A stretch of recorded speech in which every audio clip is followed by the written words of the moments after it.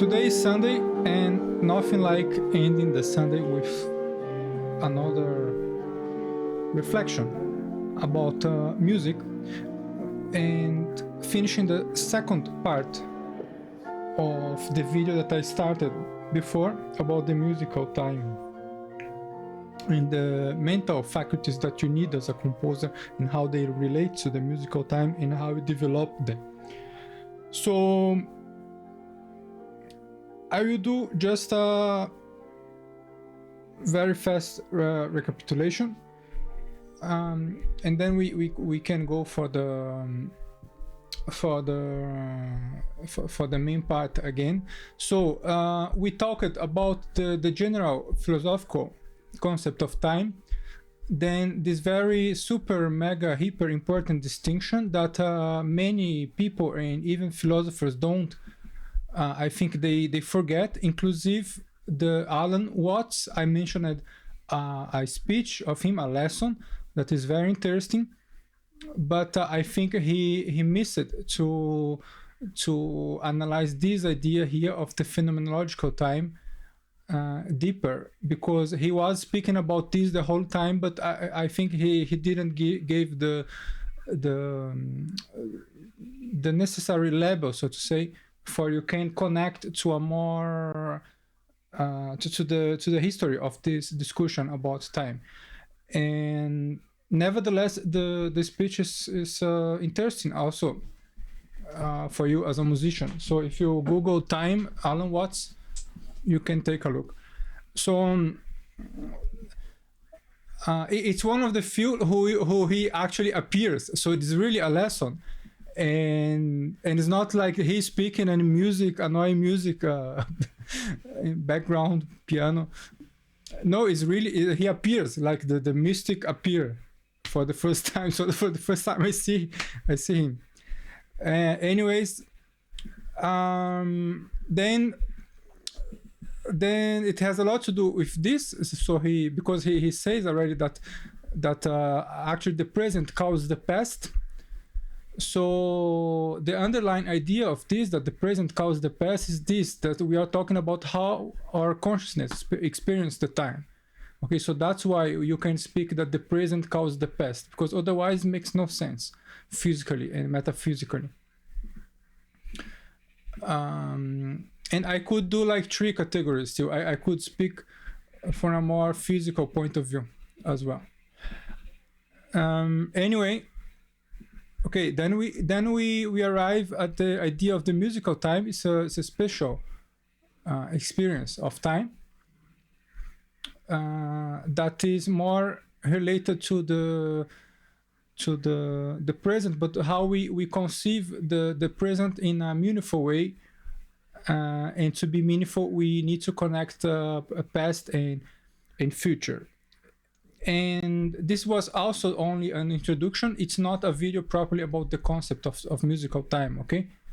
I just want a vague notion about musical time, an idea about musical time for we focus on the musical abilities that we want as composers, okay, and musicians, but we focus on composition. So and then we came, so then we have past, present, future, and then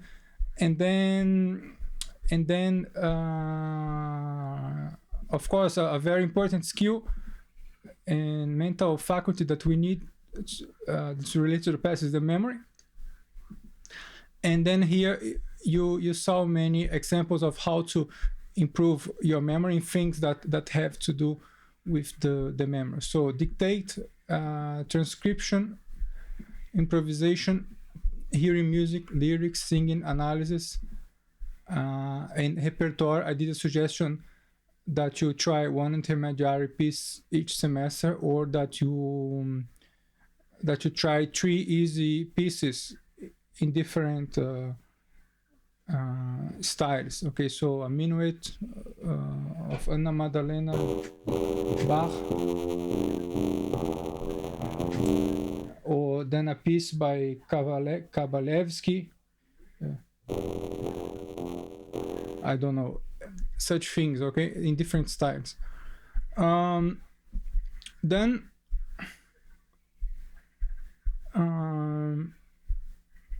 Okay, then we are here present. Okay, so the present is I think I may be wrong, but I think it requires a more complex set of faculties. So I start with the first, the most obvious of them is perception. Okay, perception. So perception is this way of knowing what is out there in a present moment, and in our case we are speaking about sensorial perception.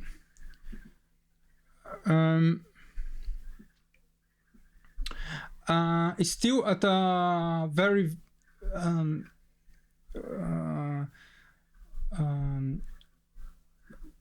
philosophical level. The sensorial perception is not enough. We need also the faculty of observation, and observation is a little is different than sensorial perception. Observation is the perception of your perception. Is the mental perception of your sensorial perception. If I can risk a definition. I don't know if it is the best ever, but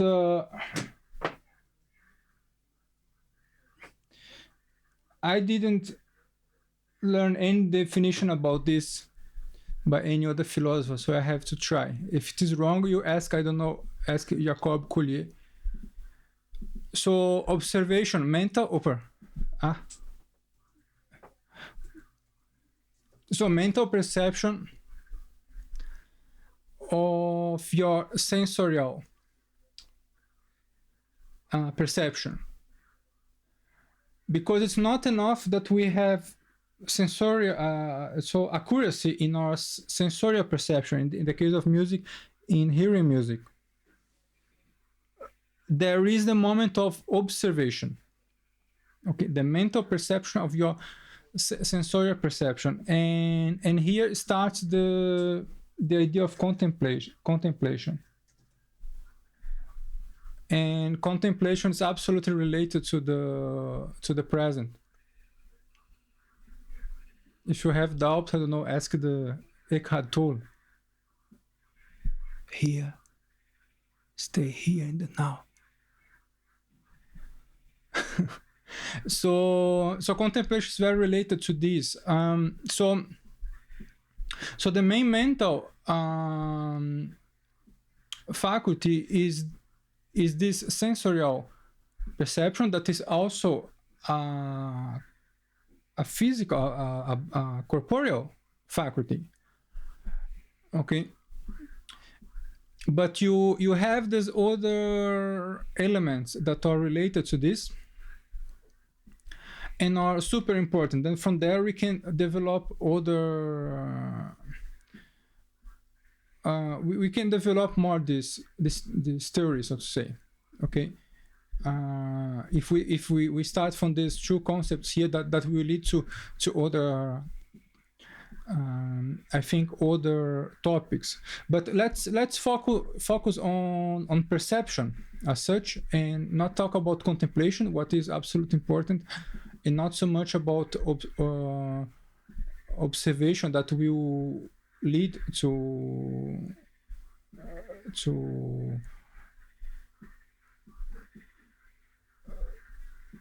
contemplation. Okay, so let's talk about perception. So obviously we the most obvious thing regarding perception is the most obvious way to develop or perception of sounds is, of course, ear training as well, but not dictate, of course. Here is I think it's the poor ear training. Like dictate is a way of verifying what you learned here in this stage. So here's more the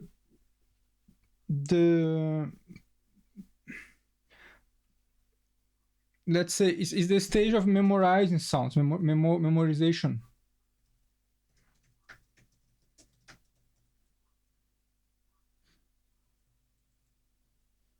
Memorization of sounds. Okay, so how do you do the memorization? You remember my wonderful quote of Leibniz that only I quote, and when I say only I there is a very good likelihood that it's really only I, because I mean 15 years I don't remember that this came from elsewhere. My Leibniz is somehow there. My books, as you know, I was quite going away from Austria, but then I decided to stay, and many books they're not here, but Leibniz. So monadology,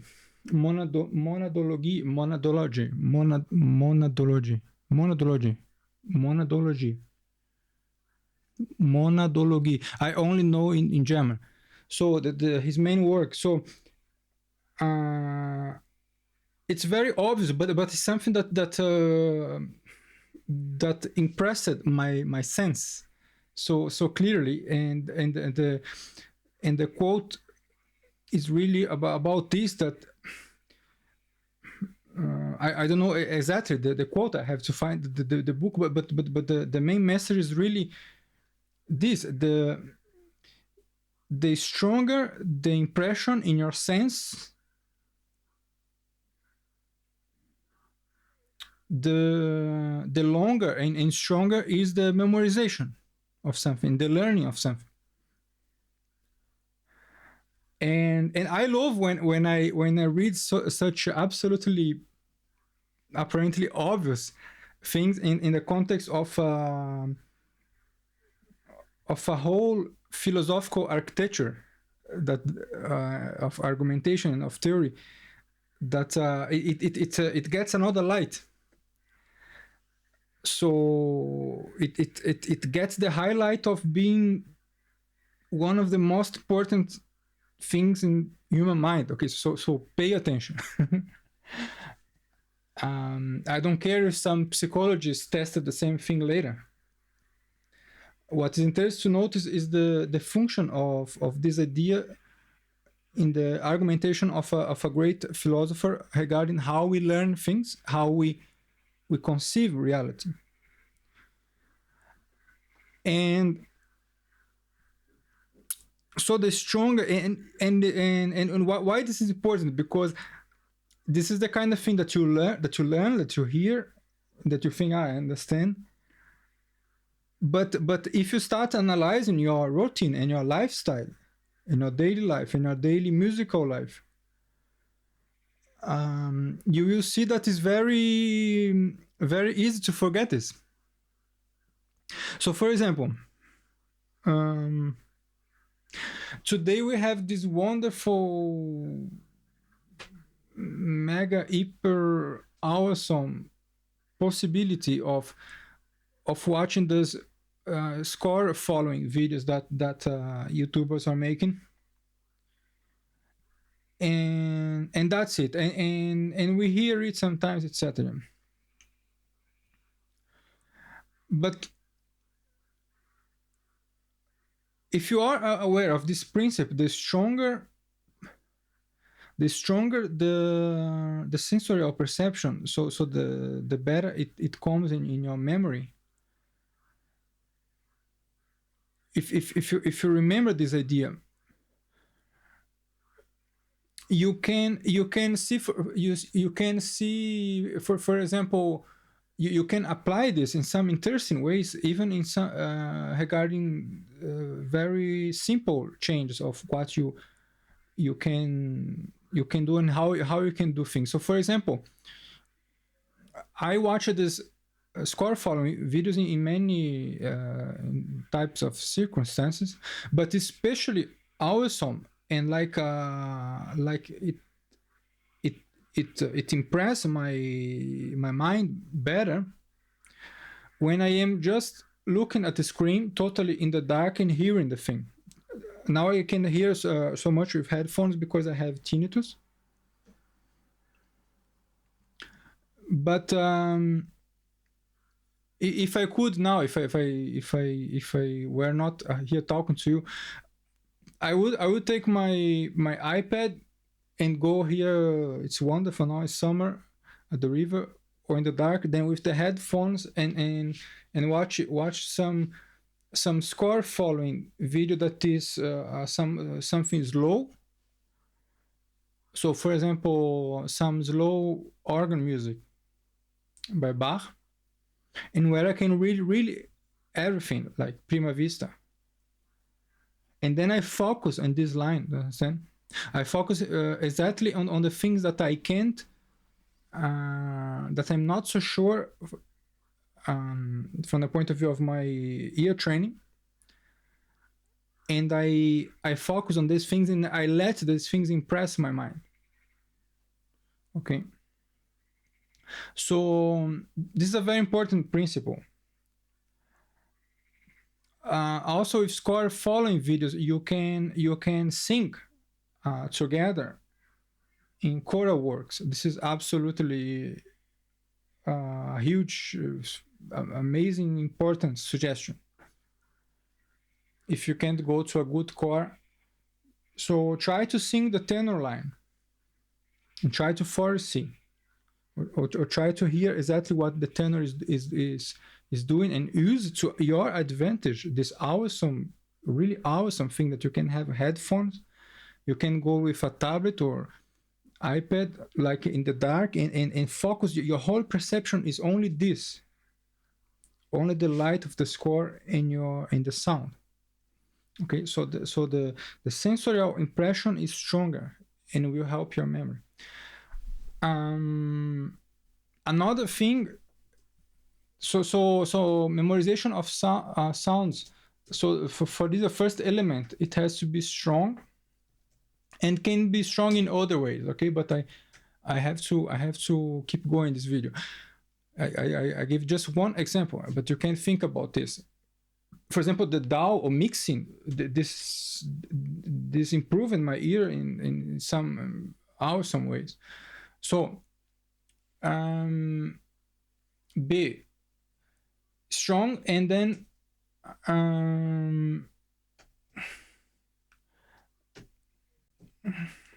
let's organize like this.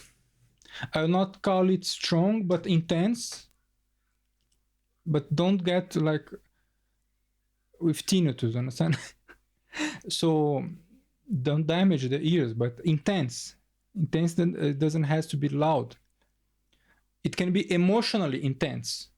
Okay, I did also a video about this, that too much noise. I did riding the bike long time ago, speaking about emotional intensity. But okay. So the memorization of sound has to be strong, and this means intense sound and quantity. So repetition. This is another factor of making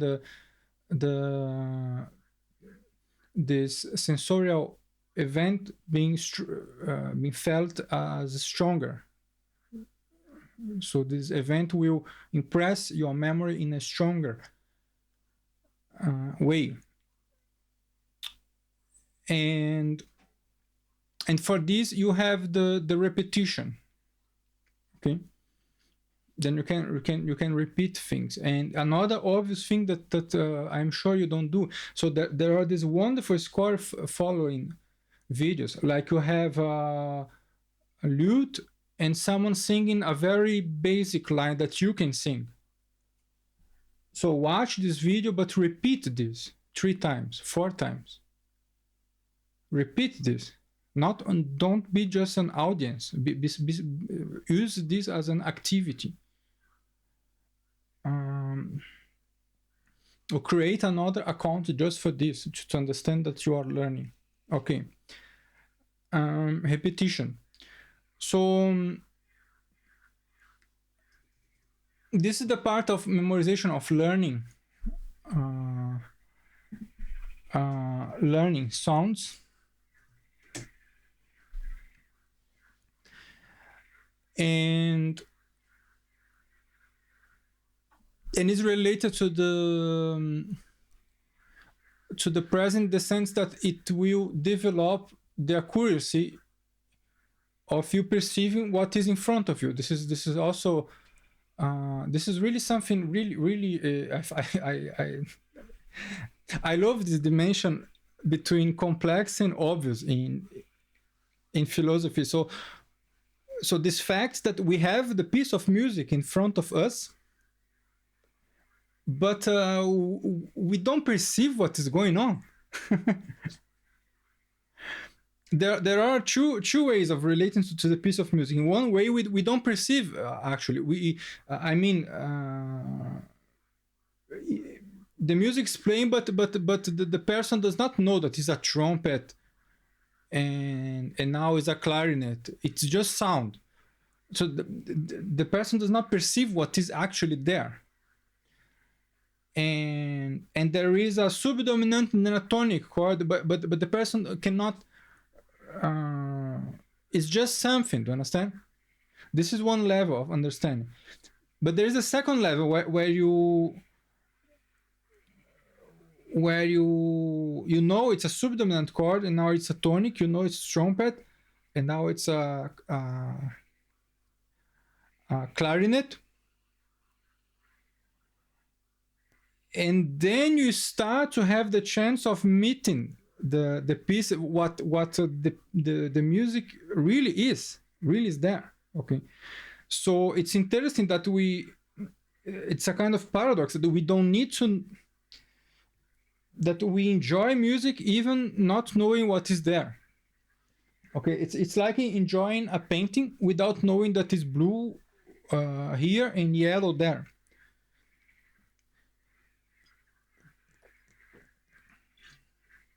We have always a vague, chaotic perception of music, principally as an audience that is not musically educated. So, in this sense, we can't grasp we hardly can grasp the present. Do you understand? Because to grasp the present, you will need a very accurate perception. Actually, people hear music like being so to say, in the past. It's like always a delay. Okay, I think I got it. So this is why you got this illusion. Or better say, I think so. Normal, the not educated listener, he is somewhere here or here. He's in no time. I think this is why it's a kind of dizzy. Do you understand? And this has to do with this. Also has to do with the pleasant effect of music, but when you perceive what is actually going there in the past, in the present, and what is likely to be in the future, then to have even more understanding of music and also appreciation of music starts to be way better, in the sense that you start to perceive what is the actual piece of music that the composer composed. Okay, so you can enjoy the piece of music when you don't know everything about it, but you can say that you enjoy what the piece of music actually is. And if the composer composes a waltz that is very different, a waltz about waltz, like Ravel did, to comprehend this piece of music has a lot to do with your experience and comprehension about the genre of waltz, because only then the poetic effect becomes its meaning. Only then what Ravel did in the composition has a legitimation. It's legit. Okay. You can also enjoy the music without this knowledge, and also without the perception of many things. But you are not actually enjoying what the music actually is about. Okay. So despite not being easy to define what is the actual piece of music, because it's also a kind of never-ending exploration or contemplation that will define and redefine the piece of music in new nuance. Despite of this being true, it's also true that there is like a definite and limited set of nuance and of qualities that make you able to feel that there is something that make this piece of music, and this is what you want to perceive. And if you enjoy the music based on this, then you are enjoying the actual piece of music. You are not enjoying, let's say, the ghost of the music. You understand? Because this happened even to me, that I liked some pieces or etc., but I was enjoying the ghost of the music. It's like the shadow. It has to do with the music because it's the shadow of the music. You understand? So my shadows has always something to do with me, but it's very distant. For example, when you don't know the lyrics.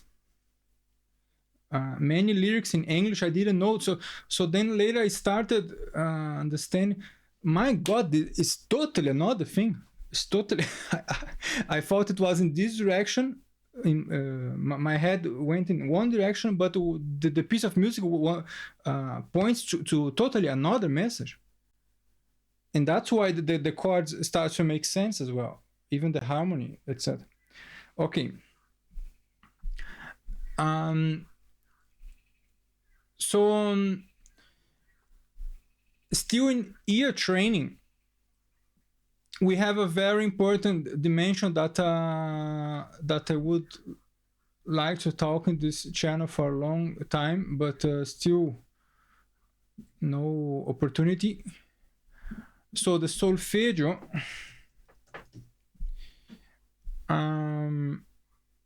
I think the solfeggio has a lot to do with also with being focused in the now. Okay, so you relate to future and past, but in a very short term. And the point here is that you learn to identify sounds at the moment that you generate the sounds with your voice. Okay. And the dictate that I said already is also still related to the present, in the sense that you will focus on what is happening in front of you now as a sensorial event, sensorial acoustic event. Okay, so you sharpen your attention. So this is why also the dictate comes here. So Now regarding hearing music again, because this is another thing that will, of course, improve your ear training, your perception. That the very fact that you hear music with this intent, this is what makes the difference. Yeah, that you, let's say,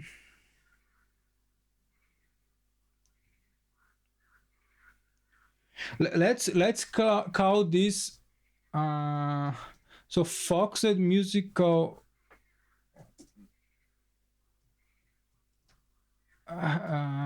hearing or appreciation, because appreciation actually would be a little bit another thing. So focused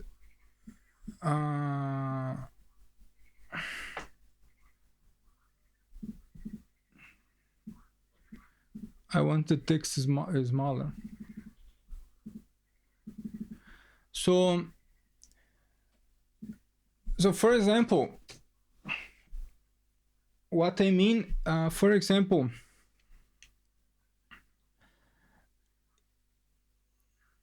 is that you give to yourself a question or a challenge.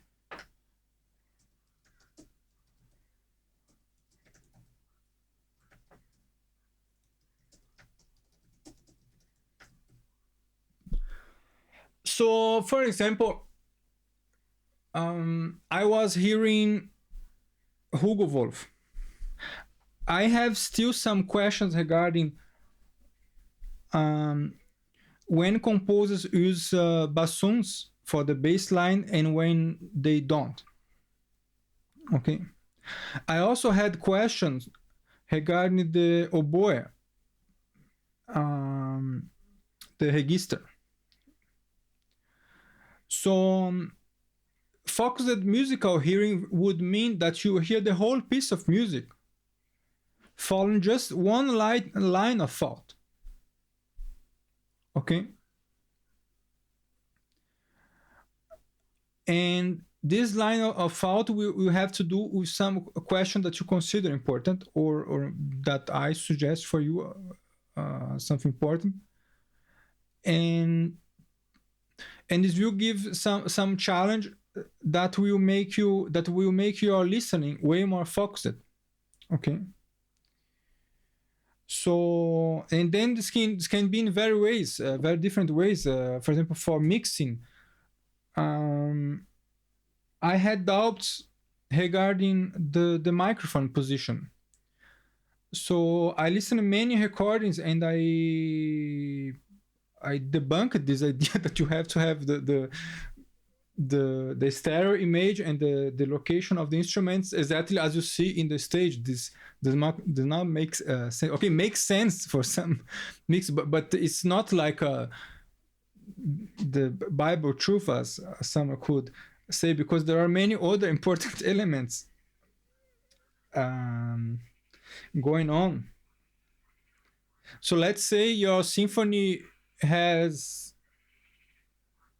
30 bars, double basses and cellos. So this means your mix will always be like only here in one side. Does not make sense. So I had this question. Then I heard some recordings with this question in mind, and this will improve your perception of what is going there. I find this unbelievable. because the reality is that we look and don't see. We listen and don't hear, or hear and don't listen. As Tarkovsky said, Tarkovsky wanted to do black and white for you, not only look, but that you see, and that you watch what you saw, or something like this. That you watch in a different way. But just an interesting footnote. I think he's known for the best, I think, photography in film I mean, colored photography in movies, at least in my opinion. So it's interesting that he had a whole love for black and white, but I only know the colorful videos of Tarkovsky. Okay, so this question of the present is fascinating. Then exactly because of this, things are there in front of us. But if you learn to perceive that you don't perceive nothing, it then you enter this realm and this kingdom of what means to be an artist. And in this point, maybe in terms of the aesthetical nucleus of this kind of the discussions, I agree totally with Gilles Deleuze. So the artist creates the perception about a perception. So the artist creates the percept, as he said. And this I find it truly genial. How he develops this and where this comes from is maybe questionable, and how he had radicalized this idea. Also, he radicalized the idea of philosophy being the creation of concepts. I think principally who got influenced by him to talk this too far, because you see now people creating everything, even things that do not make sense, because this creationism in philosophy was made popular also by his philosophy. So this creationism of words. So in some sense, when you see that a man can get pregnant today, so this is a consequence of Deleuze thought in some sense. Maybe other philosophers close to him as well. But the artist creates the percept. So the artist creates the perception about the perception, the observation about the perception. And he packs this. And he puts this in a artwork. So this is what you do as a composer.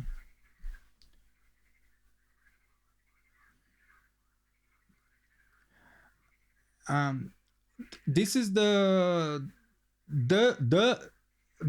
insight to understand principally some more contemporary styles of music, contemporary styles of art concert music. Because many times what the composer is doing is showing, he's creating a percept, he's creating a perception of sound. So what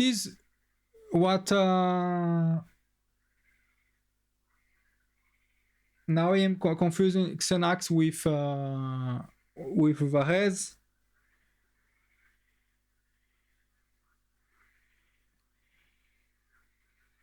I think Varese. If I am wrong, correct me on the comments. What did he want?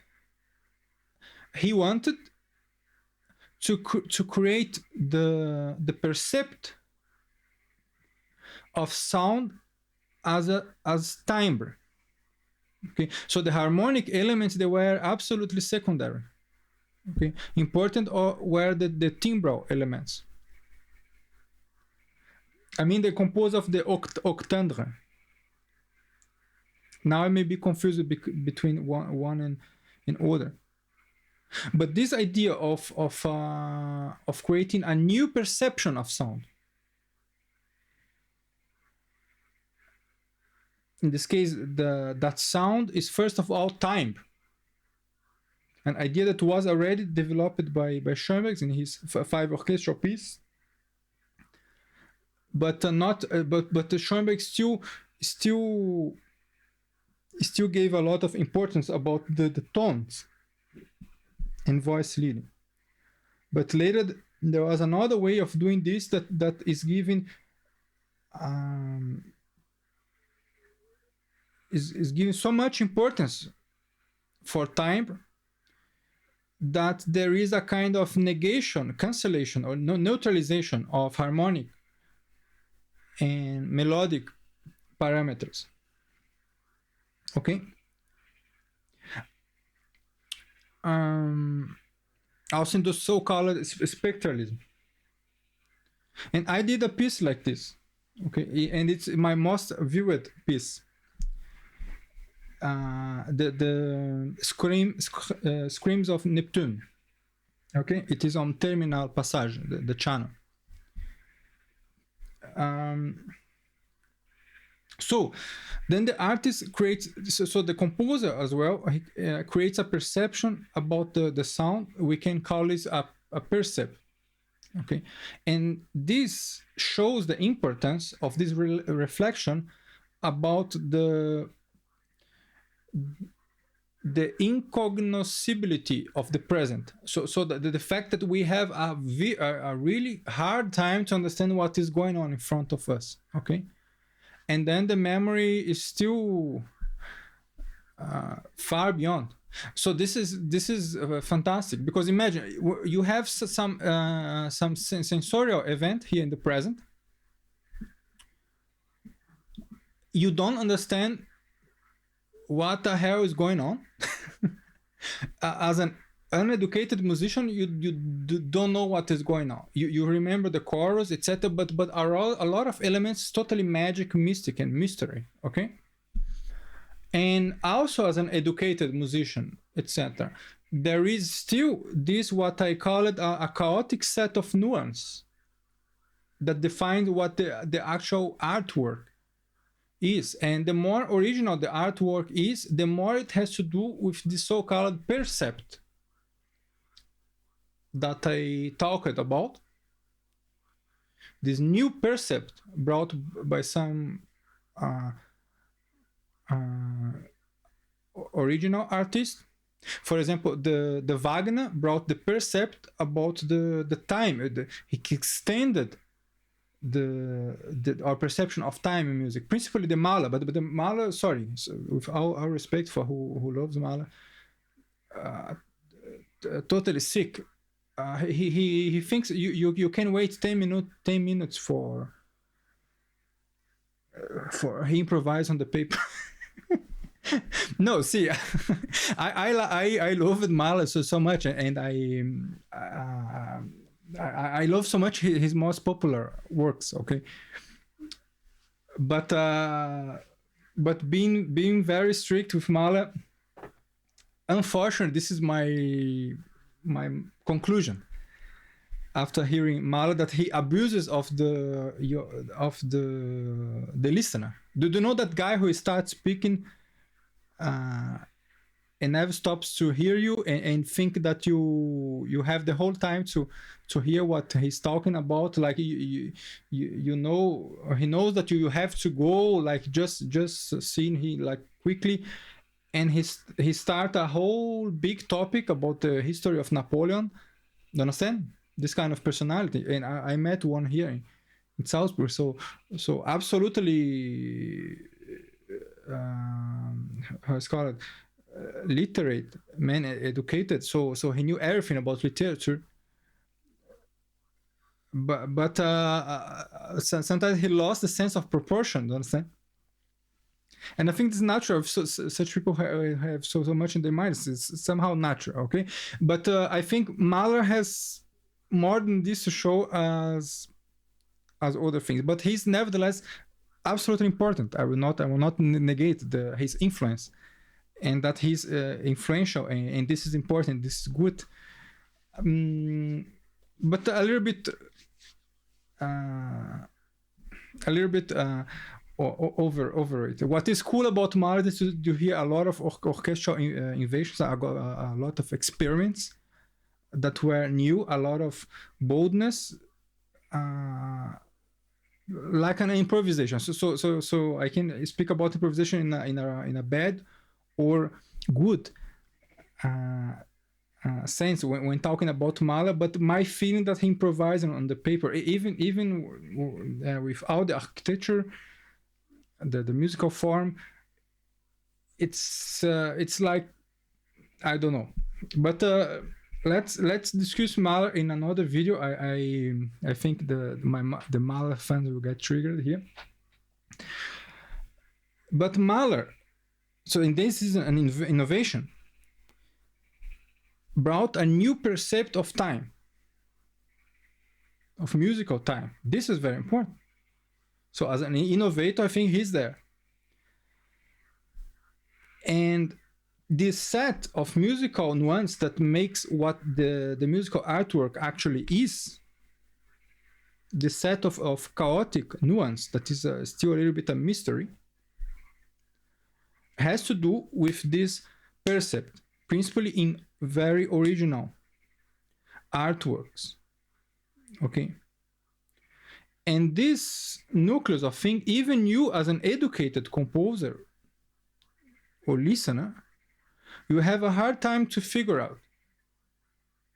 So also in this case, your past, your representation about the musical past when you're listening or after listening is also a kind of dirty set of illusions. Okay, and this set of illusions will only have some objectivity when they are the same impressions as other listeners are having. And many times they are really the similar impression. So impression about fear or about the climax of some parts of music. So these musical elements, they give the sense of objectivity in your perception. And then when you appreciate and enjoy a piece of music in the level of this kind of objectivity, that does not exclude the set of chaotic nuance that I talked about, when you're able to appreciate the music in this way, then it's absolutely interesting. And only when you appreciate the piece of music in this way, then you are able to create a piece of music that matches a similar effect in another listener. Okay, and the more you get aware of this, the closer you get. So this is basically the core of this theory of also about the importance of musical appreciation in the essence of what makes the good composer. And people don't talk about this first act that starts creating a musical composer in you, and this is when you are appreciating music, and when you are hearing music, when you are perceiving things.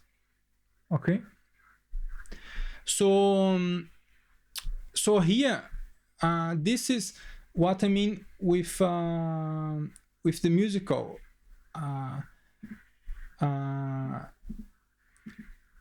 hearing. So a first thing is this focused musical hearing, but a second, not less important thing is the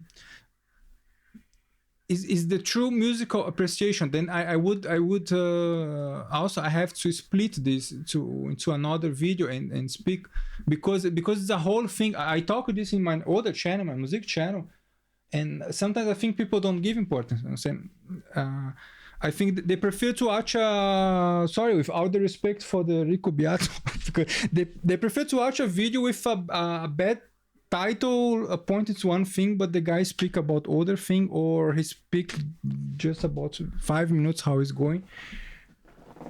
And do you know, then well, if you want to get entertained, this is also good. I also watch the Rico Beato because he's the coolest guy.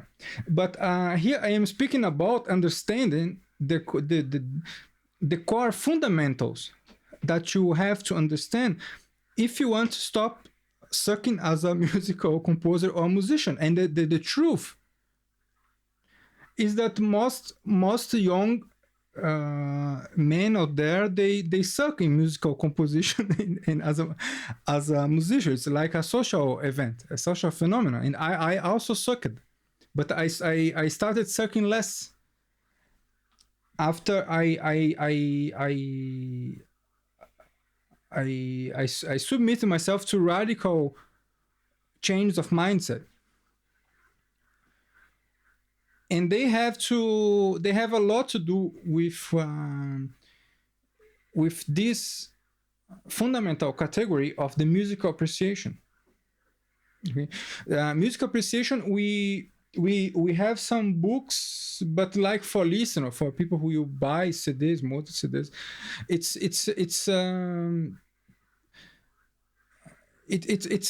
not really a topic. Do you understand? For most people, and principally the problem of eclecticism. Okay. So I did videos about this, and I will remake them because I find absolutely important. Again, without disrespect for who is entertaining or doing cool videos, but I think if some influential guys, for example, like the Ricky Beato, really talk hard in these questions, just study one book and speak 30 minutes for his subscriber population. It's a population of 2 million. It will help just way more a lot of people, do you understand, than to just be cool. Okay. And you can feel triggered about this, but I don't care, because this is the truth. Some people, they know that they go in this direction, but it's a pity. It's a pity. For example, his video about orchestration.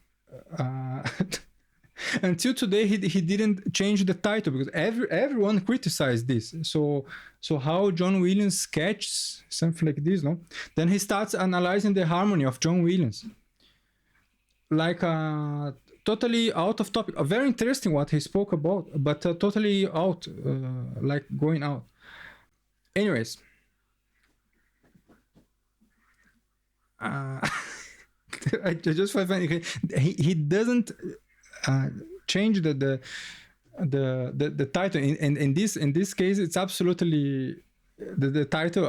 I think it's very, very out, and many people pointed this out. So if you Google Ricky Beato orchestration John Williams, then you can confirm if I'm wrong or not.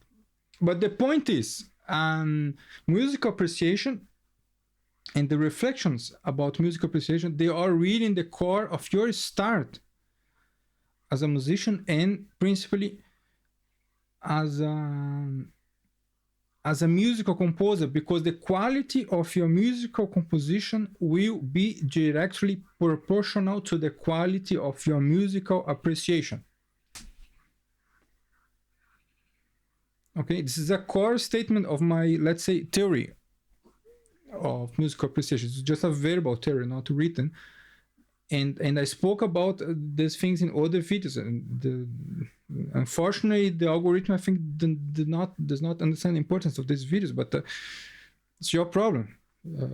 I earn my money doing other things, understand? I do these videos to share the information. So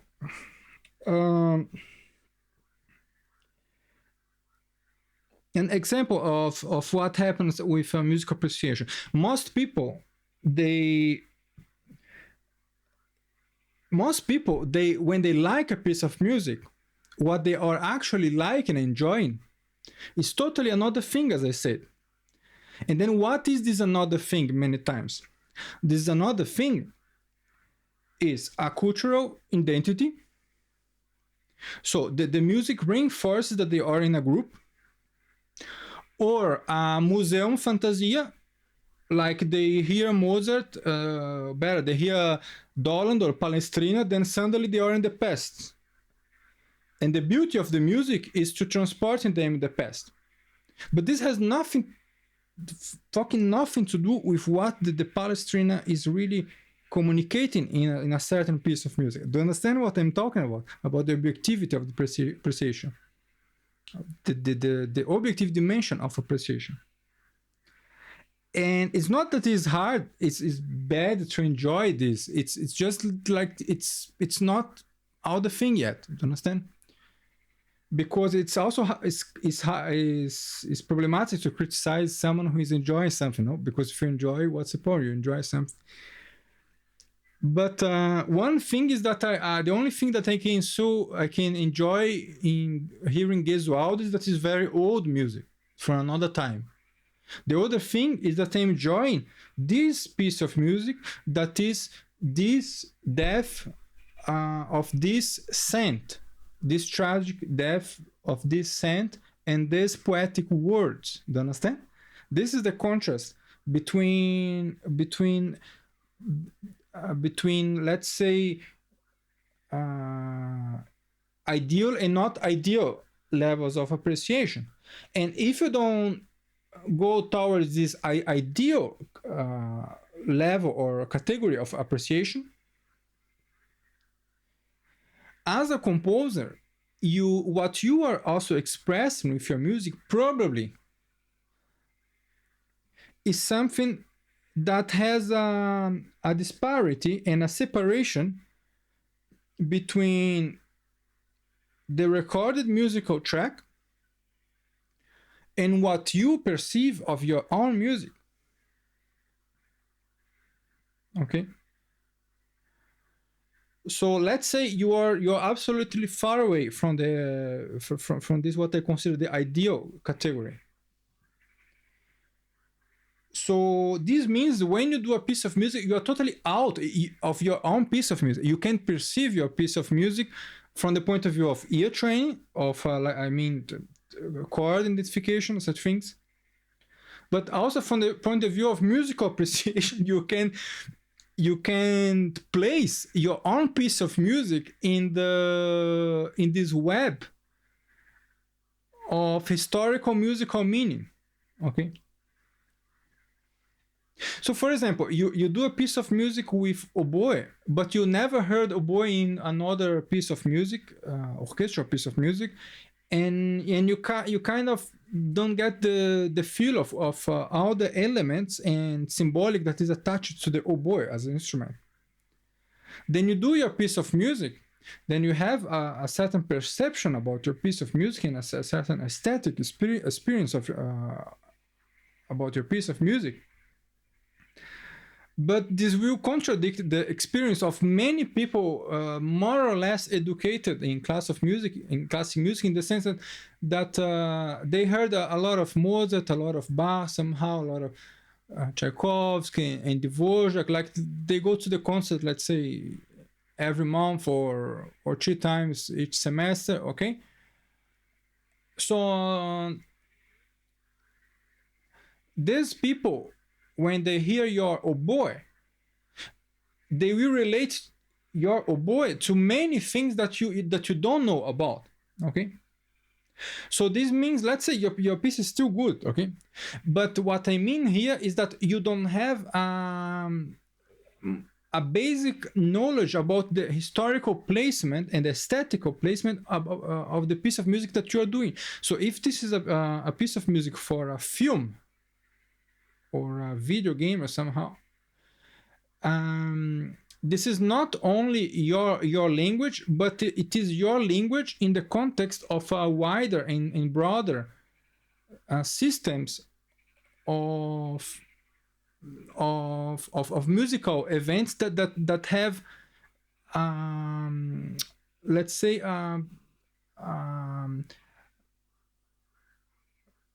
a common way to be used, okay, and to be employed. Okay, like these things tend to go always in this way, these things tend to go always in this way. It's like really like language. So let's say you're learning German, and you speak some sentence that make that are very logic, and it looks like totally okay, the translation with English. But when you say in a conversation, like in a distant city here close to Salzburg, like in the countryside, you understand, eating with Austrians, you say this sentence and they don't absolutely understand fucking nothing. It's absolutely not funny. Okay. They get the sentence grammatically, but it doesn't work. Okay. So why? Because you don't know the system of meaning in which you are creating your own musical meaning. You don't know the system of musical meaning in which you are creating your own musical meaning. So this is why maybe the giving that melody to the oboe in this kind of situation was a little bit, I don't know, it felt off somehow. Yeah, just give an example. Okay, so this is the importance of musical appreciation. Next to this awareness regarding focused musical hearing, that has to do with this exercise that I suggested here, and that brings to a really huge dimension of philosophical considerations about music that are relevant for you as a composer, principally as a composer today that can't write a fugue so easy and all those things. So it's very important for you that at least that you have substance in your comprehension regarding what you do musically, because then here, if you don't master harmony, if you don't master fugue and old classical musical forms, okay, if you can even do a guitar solo, I don't know, you don't master many things, okay, but you are still creative. So what can save you is a substance in these kinds of considerations that I'm bringing here, okay? Because then eventually this leads to a more, I don't know, personal idiom or personal compositional style, perhaps. I hope so. Okay, at least in the 20th century, personal and original musical styles, so far as I know, they were always attached to a very strong, substantial philosophical reflection about sounds, about music, about musical meaning, about musical communication. Okay, so this is why I talked 1 hour about this. We don't have everything, but we continue in the third part of this, we can call a mini course. So this is the second lesson, or the second part of the lesson, I don't know, of the 3-hour lesson. And there are all interesting things to speak about perception, still some irreverent films, things. So this whole topic here of this mini course or of this big lesson is full of surprise, okay, and it touched the core of what we are doing in this channel, also with other videos. Okay, so if you don't like this or think that I'm going the wrong way, you are probably not my subscriber, not my student, because I am giving here the map and the key of and exposing honestly and with the best transparency I can do what is the underlying structure of how I think I learned more, and how I think people can learn and develop more. So if you have problems with this, in the sense of totally not liking, maybe you have problems with other things, or if you have another view, maybe we can discuss. This is not the only view. You can also search for the Edwin Gordon, so Theory of Musical Learning. It's absolutely masterpiece of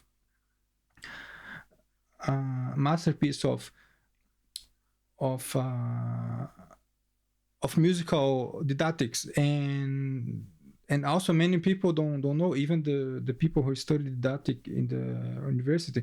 It's really is a fantastic reflection about oral skills principally. He actually, this is the focus of his theory, the focus is how is this thing of aural representation of sounds? How could Schoenberg write music without having the instrument in front of him and such things? Or Mahler, but Mahler had his piano in his flute as well. Mahler. Okay. Always there is this guy that you love and hate, you understand? And but it's still not. It's still worse is with Beethoven. But Beethoven is my thing. I don't hate on Beethoven, but I always had a problem with Beethoven. But I know that I had a problem that is stupid to have a problem with a genius of music. But okay, so that's all. I hope you learned something. Please remember to give a like if you came and you're here. And I think we have enough. In the next lesson we go from here. Okay, so ciao and good